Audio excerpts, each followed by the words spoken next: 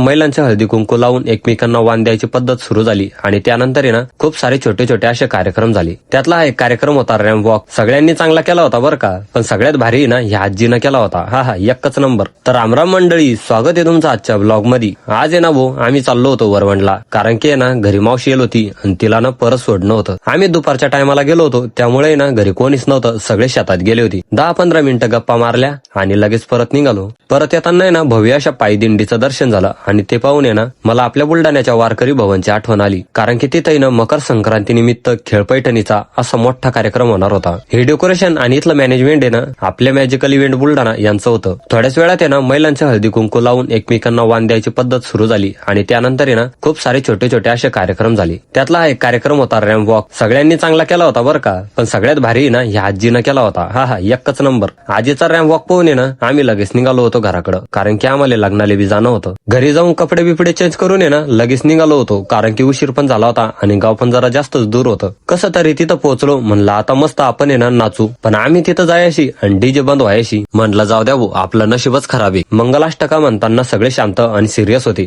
आणि इकडे ही आमची बारकी गँग नुसता दांगडू. अरे बापा हो, शांतता घ्या, बिना जेवल्याचं काढून देईल आपल्याला. एकतर नाचायला भेटलं नाही आणि वरून उपाशी जायचं म्हटल्यावर अवघड होईल. मस्त जेवण बिवणं करून घेतले आणि भावाला कॉंग्रॅच्युलेशन करून लगेच निघालो. हा मला काही नाचायला भेटलं नव्हतं भाऊ, मग काय रस्त्यात गाडी लावून दिली आणि एक डान्स होऊन जाऊ द्याला.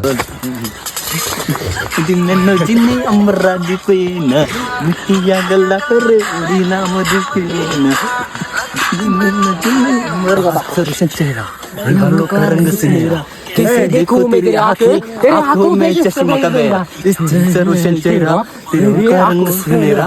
कैसे देखूं तेरी आंखें, आंखों पे चश्मा का मेरा, इस चश्मे को हटाओ जी, आंखों को मिलाओ जी, ये दुनिया वाले जो भी बोले हमसे न शर्माओ जी.